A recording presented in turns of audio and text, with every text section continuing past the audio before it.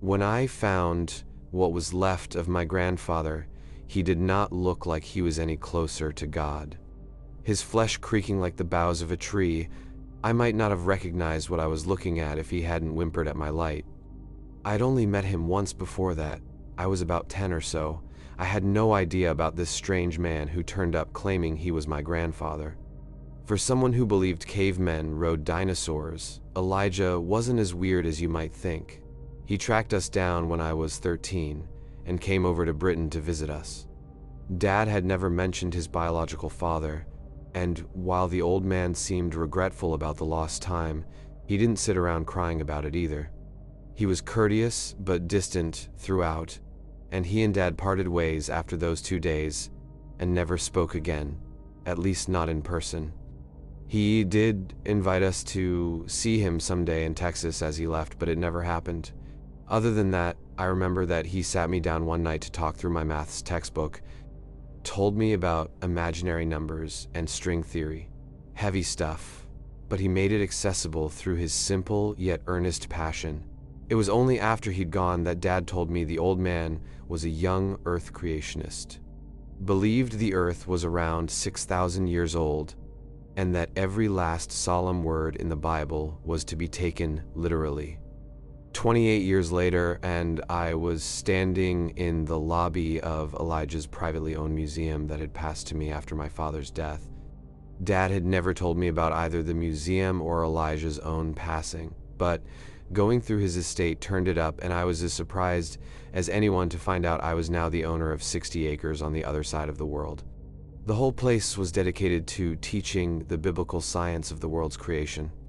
I saw stone slabs with human footprints displayed like great treasures, some of them 16 inches heel to toe, and with little placards explaining that the rocks were proof of humans coexisting with dinosaurs. There was a whole jungle room with plastic cavemen versions of Adam and Eve crouched over a paper cutout fire, while on the opposite side of the room a badly made stegosaurus watched Cain push Abel to the ground. Although the most ludicrous was the one where 2 generic-looking cavemen used raptor claws to harvest wheat. It was imaginative, I'll give him that, but it wasn't especially convincing. How or why Elijah was so obsessed with creationism was something of a puzzle to me. He'd begun his career with a PhD in mathematics and a short stint teaching at a local college, and part of the reason I spent so much time in that museum packing up his things was to try and figure him out. During that time, I learned 3 key things. First, Elijah argued furiously with every other creationist he could find and burned every bridge there was. Without their support, he had almost no visitors during the 30 years the museum was open. The second was a cutout of a newspaper I found on Elijah's desk showing him grinning next to a dinosaur footprint. The article talked about how he had gotten lost in the wilderness and taken refuge in a cave full of old fossils. I recognized the land in that photo as the place he'd later built his museum on, so it must have been important to him. I hadn't seen any cave in my wanderings though, but I figured if I kept looking I'd come across it sooner or later. The final piece of the puzzle was Elijah's letter to my grandmother. I never knew he'd reached out to her. All we knew was she slept with some American GI and never wanted to see or speak to him again. The letter was a proposal, and I was initially surprised she'd shown no interest. Elijah was wealthy, intelligent, hardworking, and based on his photos, a good-looking and athletic man. But then I got to the last page or so. Ethel, I can offer you more than just a good life. I can offer you an eternal one. I'm sure I told you about the time I hurt my leg out hiking in the wilderness and was forced to take shelter in a cave until a storm passed. There I found many strange and curious fossils, and I took the first steps on this strange hobby of mine. But what I haven't told others is that I saw more than just a few old rocks. I found a way down, down, down, down. Ethel, I went deep into the earth, and there I found a paradise.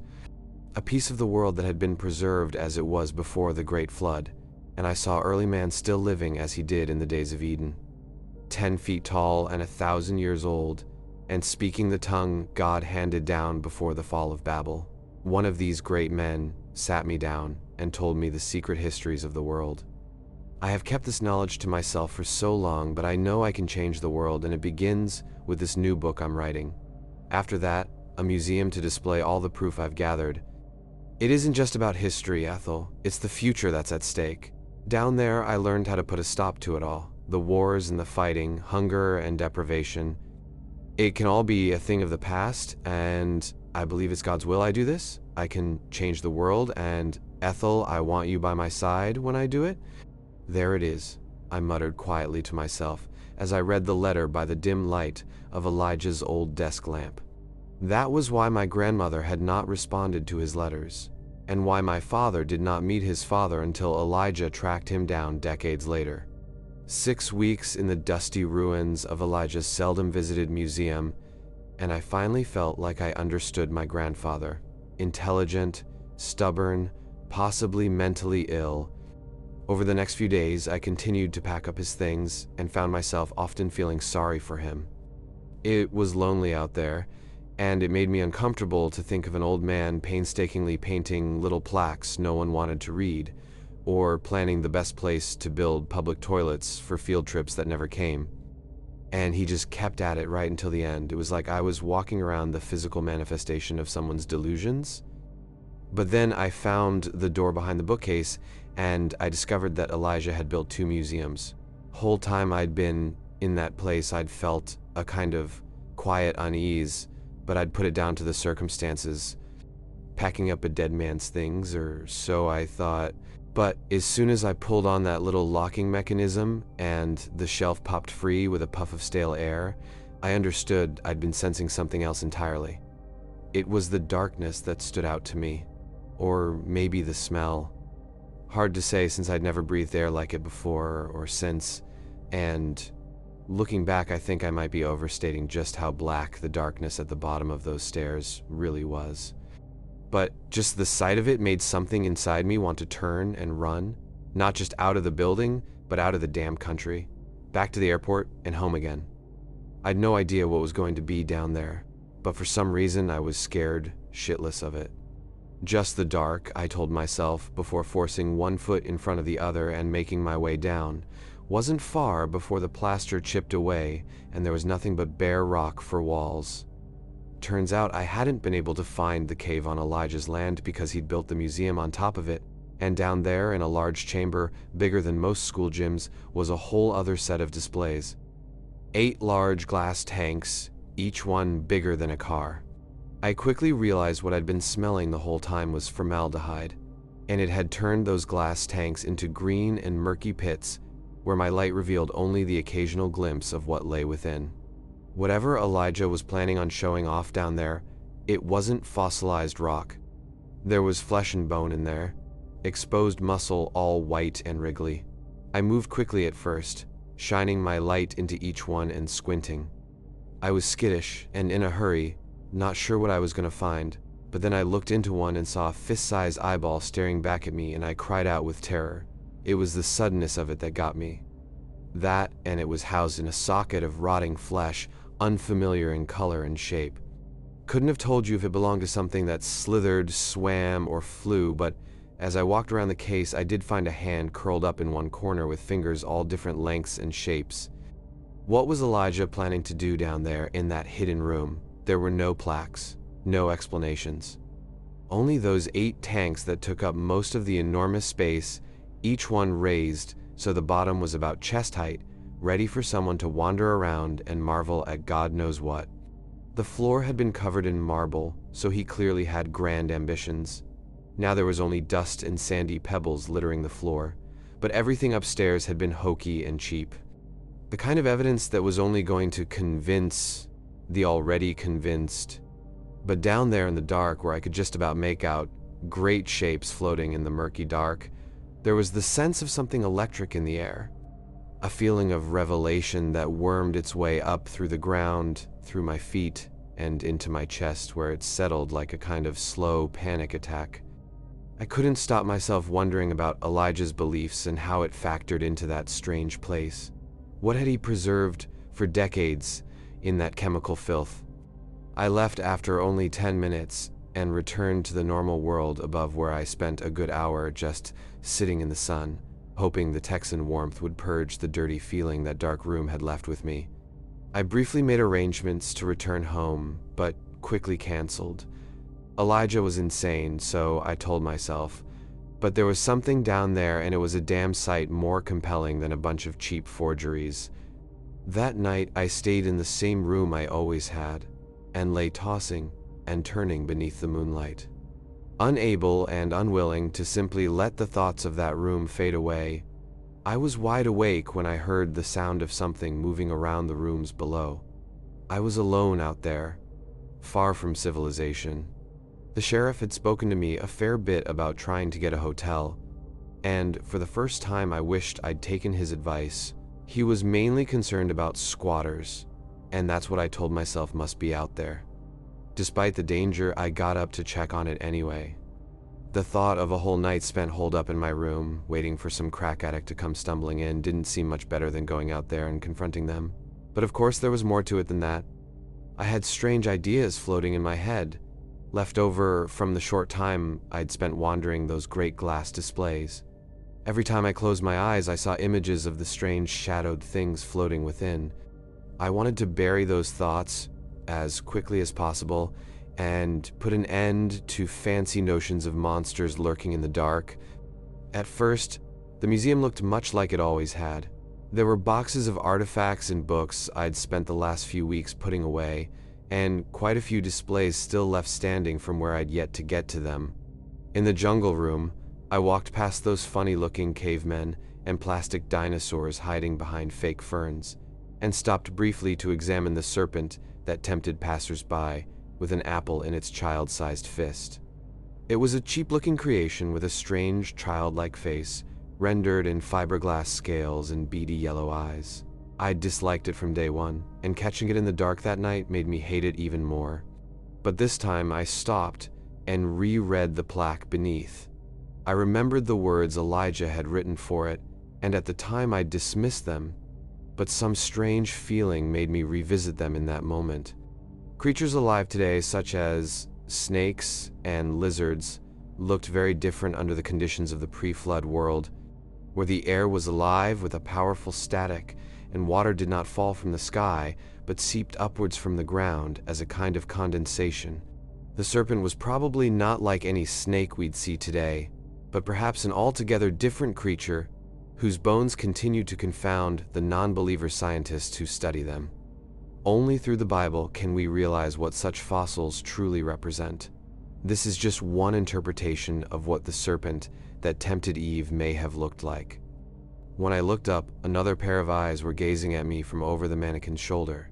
I could not see the face that hid behind the fake plants, but there was no denying the two yellow reflective points that fixed me momentarily before blinking, one at a time.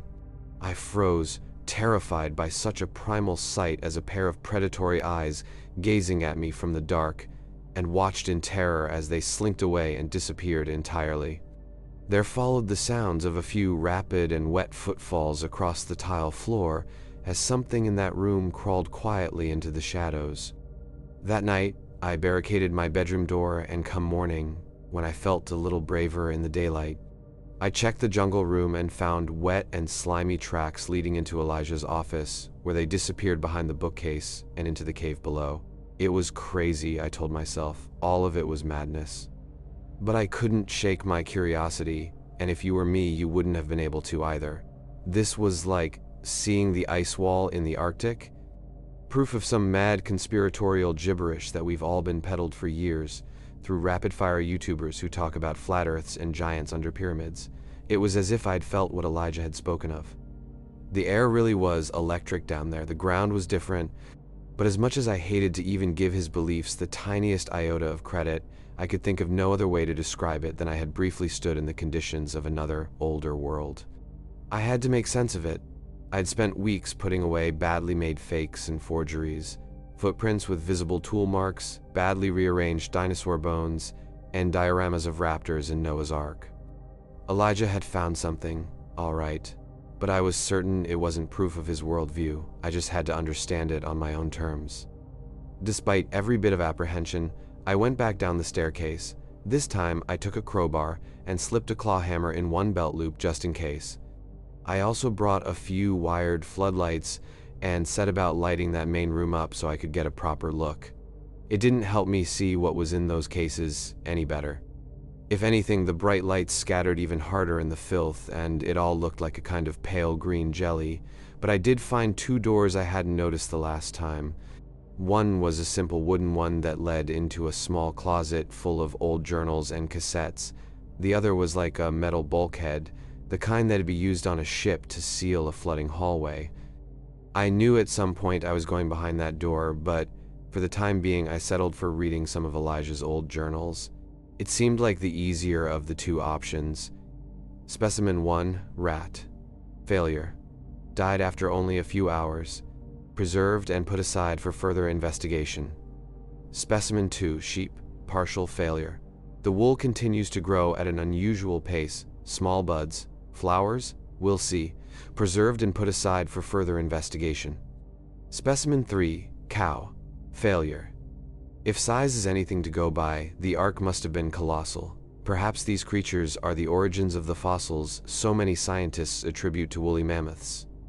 Attempted dissection but proved too difficult.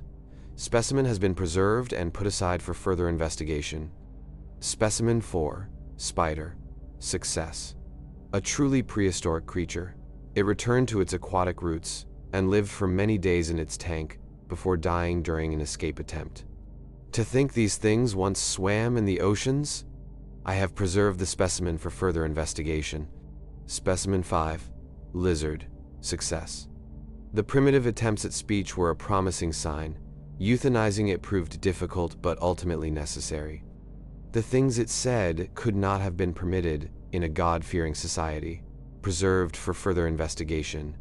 Specimen 6, cactus houseplant. Success. Relatively unchanged in outward appearance, but dissection revealed the insides had developed a meat-like appearance. Continues to grow despite best efforts. Preserved in the hopes the formaldehyde will kill it, but must keep a close eye on its display. Specimen 7, blue catfish. Success. The origins of the great Leviathan perhaps lie within creatures such as this. Its growth was extraordinary, and it will be a struggle to fit the beast inside one of the displays. I do not envy the ancient sailors who encountered one of these in open waters. Specimen 8, sparrow. Failure. Dreadful mistake. Euthanized itself while screaming obscenities. The things it said were extremely blasphemous. Preserved and put aside for further investigation. Specimen 9, despite my best efforts, exposure to pre-flood conditions has begun to affect me. I will have to join the great men below, if they will have me. I will not be able to continue my great work, and that saddens me deeply. Not a success, but not a failure either. At least I can take solace in knowing this will bring me closer to God. I looked at the tanks and suppressed a shudder. Were these Elijah's failed experiments? And if so, what on earth had he been doing to them? There was no scientific equipment down there. No mad scientist laboratory with bubbling vials and buzzing Tesla coils. That eye had been the size of a cantaloupe and could not have belonged to anything on that list. At least not in its natural state, but Elijah's notes hinted strongly at him having changed them somehow. A kind of mutation, I wondered. Perhaps even a form of radiation? For a moment I considered going through the rest of the notes, but that was just delaying the inevitable. I was impatient, curious, and desperate to make sense of these things. So I approached the great metal door and reached for the lock, but hesitated when I heard a sound on the other side. A gentle susurration.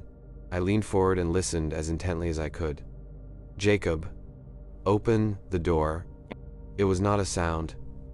It wasn't. I could not tell you the timbre of the voice, the volume or language. It had none of those things. It was inside me, and it hurt like hell. A hammer swung to my cortex that left my mind ringing. My sight turned into a slideshow. Blood sprayed from my nose and mouth. The floor was suddenly inches from my face, and then my hands were reaching for the locking wheel. I dragged myself to my feet and gripped it steadily. I was going to open it, even as my mind finally caught up and I was flooded with a terrible panic, a desperate feral need to get out of there, but I couldn't stop myself. Resisting became a kind of physical impossibility, as out of bounds as flying or walking on the ceiling. The loss of control was haunting, and I would have opened that door were it not for the sound of splashing water behind me. Something about it scared me enough that the spell was broken and I regained some of my senses. I managed to glance behind me, and my light caught a glimmer of something black and oily slithering in one of the tanks. That sight alone turned my blood to ice, but it still paled in comparison to the force radiating from beyond that door. I could feel it still there on the other side. A white-hot aura of domination that threatened to unravel me like a piece of thread. I'd never experienced anything like it before.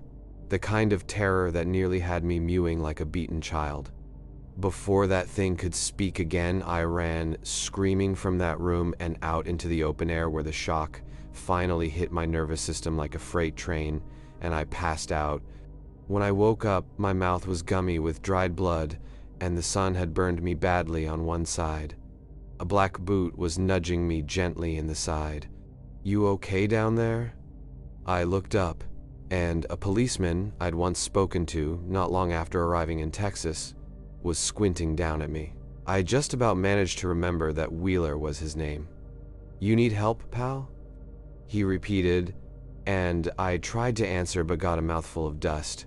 It wasn't until I sat upright and coughed most of the dust back up that I managed some kind of response. No, I'm not okay. No sign of a break-in. I looked over to see another officer step out of the museum. "Someone attack?" Wheeler asked. "Who was it? Crackhead? Sheriff told you it was a bad idea to stay out here all alone. We gotta get out of here." The deputy put a hand on his holster and unclipped it. "Don't you worry. You're safe now," he said. "Rifled through all your things," the second officer added as he arrived beside Wheeler. "We'll need you to come look and see if anything's missing." No, I said, stumbling to my feet. "No, we gotta go. We gotta leave. Take me to the airport." "Calm down now," Wheeler said as the two men exchanged a funny look. "You ain't even got your passport. Why don't we go in and take a moment? Maybe let us get a statement. Besides, Taylor and Keene here have done a thorough sweep of the place, right?" "Yup." The other man smiled. I think he was trying to reassure me. "Taylor's just finishing up in that basement. Elijah sure was a funny fella hiding all that down there." No, I stammered while moving towards the parking lot.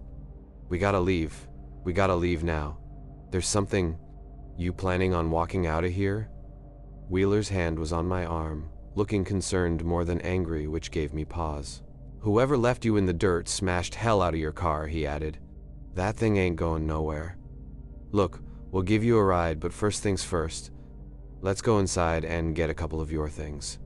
Dejected, I let them lead me back inside before I made a beeline to my room. I didn't do much packing. A single suitcase with everything I needed to get out of that damn place and back home. I also took a minute to call my wife and let her know I was fine. My failure to call her at the regular time had led to her phoning the police. Without that, I don't know how things would have panned out. At the time, I was deeply thankful just to have her looking out for me, and all I wanted in the world was to get back to her and put an end to the whole weird episode. As soon as I was packed, I ran back downstairs where I found Wheeler, who was ready to enter Elijah's office. "Keene went to get Taylor a short while ago," he said. "Getting tired of waiting, so you just stay here while I go round them up." Before I could beg him to stop, he stepped inside and I raced after him, but I was too late. By the time I reached the stairs, the only sign of him was the light of his torch already fading. With him went the keys to the only working car in that place. I had no choice but to follow. As soon as I took the first step down, I felt that strange but familiar energy, only this time it seemed 1,000 times more powerful. It thrummed through the air like a kind of vibration. Sound seemed both muted and amplified. My footsteps were silent, but my breath was like thunder. The effect was claustrophobic, like the world was closing in on me. By the time I arrived at the bottom, I'd already felt like it was too late to turn back. I nearly cried out when I saw that the great metal door was already open, no sign of the men. Formaldehyde lay pooling on the floor where it mixed slowly with a puddle of fresh blood, although I had no idea who it belonged to. The tanks remained intact, which I was thankful for, but it troubled me to think of how that fluid got splashed around so violently. and the lights I'd set up had been knocked over in what must have been some kind of struggle, and now they cast long and frightening shadows. Wheeler had never been more than a couple seconds ahead of me, and yet he was nowhere to be seen in that room. But I already knew that every question racing through my mind could be traced to a single place. Where had the men gone? What had caused such violence and mayhem? Why were my ears ringing? Why were my feet moving of their own accord? What had Elijah found in the wilderness? What had changed those animals? What had spoken to me from the other side of a foot-thick steel doorway? What compelled me to be drawn helplessly towards the strange and corpulent mist that rolled out of that black abyss and beckoned me deeper into the depths of the earth? The answer to every one of those questions was the same, and it was all due to the force that lived on the other side of that door. It must have surely affected the policeman in the same way it affected me. I was no more than halfway across the room when it felt like I was actually falling towards the open vault. After I crossed the threshold, I seemed to lose all sense of time and self. God knows what it must have been like for Elijah all those years ago, lost in the wilderness. I don't know what it was he found, but I still think he was mad and naive to genuinely think it was anything to do with God. Even now, glimpses of the journey down echo in my mind like snapshots in the dark. I remember heat and light. I remember pale mists that curled around my feet, lit within by some impossible light. I remember wandering vast caves larger than any stadium. But most of all, I remember the air and the way it crackled with skittish electricity. I could feel it across my skin like a gentle sunburn. There were buildings down there, and as I went deeper over what might have been hours or maybe even days, I saw the air filled with glowing mist so bright it was more like day than night. And it was in one of those buildings I found my long-lost grandfather, or what was left of him, I guess. Of course I say that, but he was alive. He made noises, so he must have been alive. The building was enormous, larger than even the cave above, but poor Elijah had still grown to take up nearly a third of it. He'd grown taller, like he believed would happen. And I bet he was longer lived too, I bet. But I don't think the conditions of that cave had made him into something divine. If anything, he looked to me like he was breaking down, melting in slow motion. Made me think of the elephant's foot in Chernobyl. Someone or something had also staked bits of him into place and tied some of his limbs to the vast rocky beams that made up supported the building's ceiling. There was a touch of cruelty about it that I couldn't quite place at the time, but would later attribute to the brands burnt into his flesh at semi-regular intervals. If he had a mouth, I've no doubt he would have begged me to kill him. But my mind was not my own at that time, and I left that place and went back to wandering the mist in search of something I could not understand.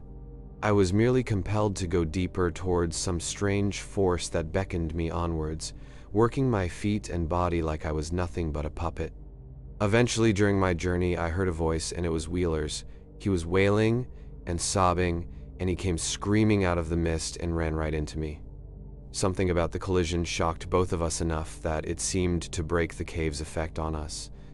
He looked as surprised to see me as I was to see him, and for a brief moment, we both lay on the floor and stammered desperately in an attempt to speak.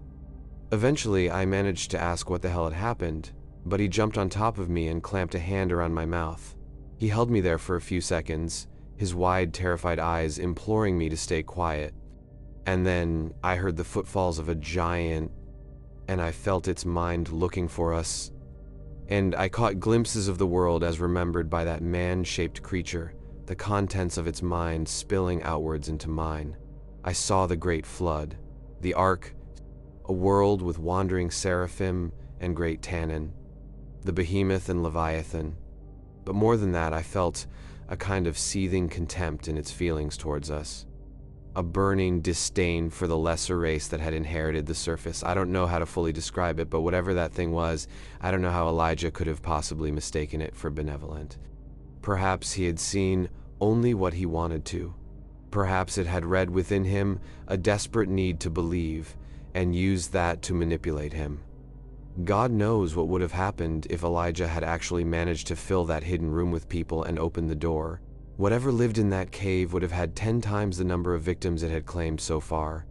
Only Elijah's arrogance and obstinance had saved him from playing right into its hands. Eventually, the creature moved away from us. I'm not sure how or why it couldn't find us. The spell it cast seemed to come and go, and in that moment, the only thing I could be sure of was that once free, I had every intention of getting the hell out of there. Wheeler and I seemed to share this understanding because as soon as it was safe to, he let me go, and the two of us wordlessly began to skulk back the way we came. It wasn't as long back as I feared it might be, although it's still hard to be sure of the time. What I can be sure of is that it was a special kind of nightmare to leave that place. The mist made it almost impossible to navigate, and if it wasn't for the tracks we left in the strange wet ground, we would have been lost forever down there. Even then, we often got waylaid and had to take hours just to find our back to the track. And more than once we found ourselves forced to hide in crevices and caves as terrible things drifted close in the fog, drawn perhaps by our scent or some other strange force. But eventually, we found ourselves hiking our way upwards at a steep and familiar incline where the mist thinned out almost entirely. By the time we were finally stumbling back out into the hidden room with the glass tanks, I had managed to grow a fair bit of stubble, and I noticed that what was once fresh blood had now congealed into a dark rust-colored brown. At a guess, we were down there for a good 2 or 3 days. I'm only thankful our memories of it were so broken.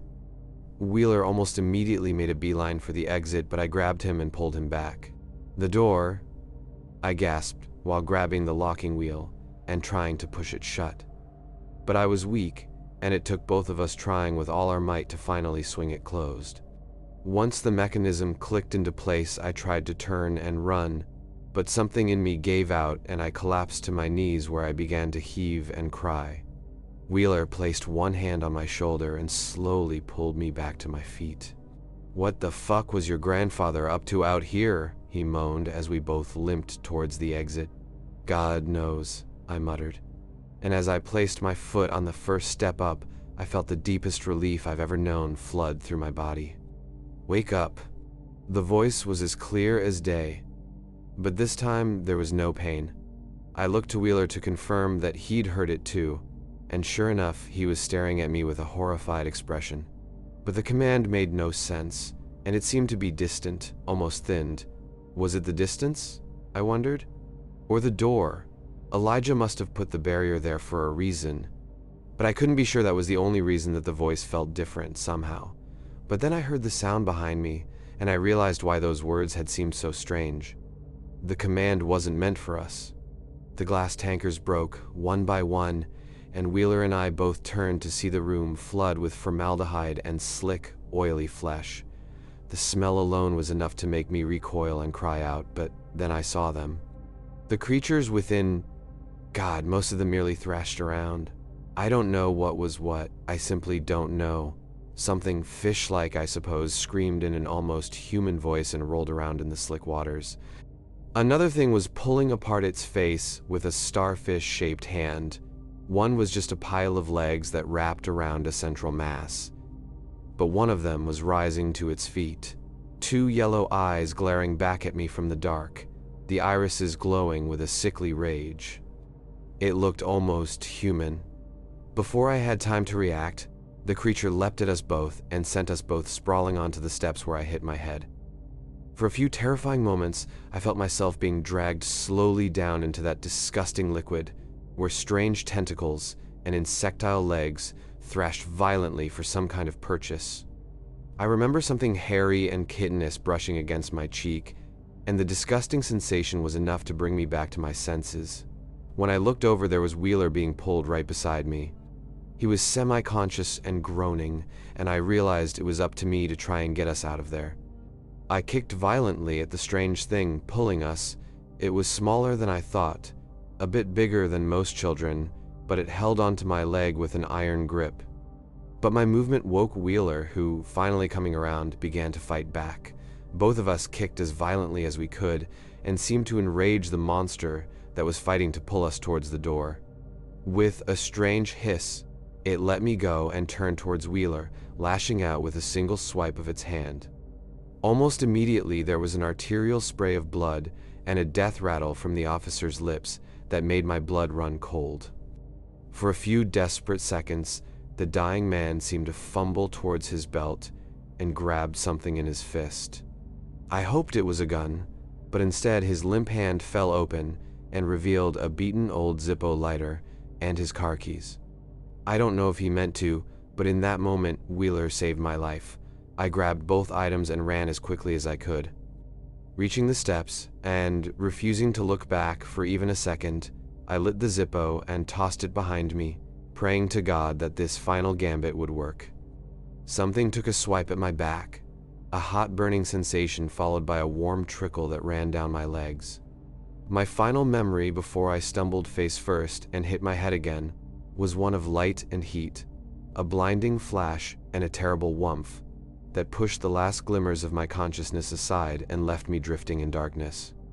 I never recovered from my time in Elijah's museum. Most of my back was burned. I never even made it to the car. Police found me having crawled just outside while the entire place went up in flames. The plume of smoke was what caught their attention, and when they arrived, I was soon rushed off to hospital. The death of Wheeler was attributed to a violent attacker, mainly on account of the damage to his body after they pulled it out of the fire. Not just burns, of course, but the slashed throat and damaged vertebrae. Taylor and Keene, while never recovered, were both considered victims of the same attacker. For my part, I never contradicted this theory, but I never could quite bring myself to outright say some crazy addict was the reason for the fire and the men's deaths. Besides, I had my own issues to deal with. Third-degree burns over most of my back, and damage to my spine that left me with severe nerve damage. It'd be a lifetime of work just to get back on my feet, so the doctors said back then. As for the museum, I'm glad it went up in smoke, and I'm glad the explosion caused a cave-in down there. My memories of the cave itself are still quite fuzzy, of course. I've relayed as much as I can. We went down, we saw things, then came back. The images the giant pushed into my mind, I'm still not sure how trustworthy they were. I still don't believe Elijah's interpretation of that cave was correct. I don't think the Earth is only 6,000 years old, or that the Bible is to be taken literally, but they say humans evolved over 1 million years ago. I guess there's a lot of history that got lost along the way. As for Elijah's theory that the conditions of the cave would cause some divine change in humans, well, I can remember him clearly enough to know there was nothing godly about what happened to him. And as for me, the doctors keep scanning me. It was once every 6 months, then 3, then 1. Then I was being called into the hospital damn near every other day, and now they won't even let me out of my room. They won't tell me what's wrong or why I sometimes wake up to find my back itching like it's covered in 1,000 ants, or why the last nurse who gave me a sponge bath ran out sobbing halfway through. They took me in for surgery a few days ago, and when I woke up they'd amputated something from my leg, but they wouldn't tell me what. I'm lucky my wife managed to sneak this phone in. It's the only communication I have with the outside world. I'd like to see her again, but I'm not sure I will. I guess I was down in that cave for too long. But I know it's getting worse, and that I don't have much longer. The last doctor who came in wore a hazmat suit, and I'm pretty sure when he left he was still coughing up blood.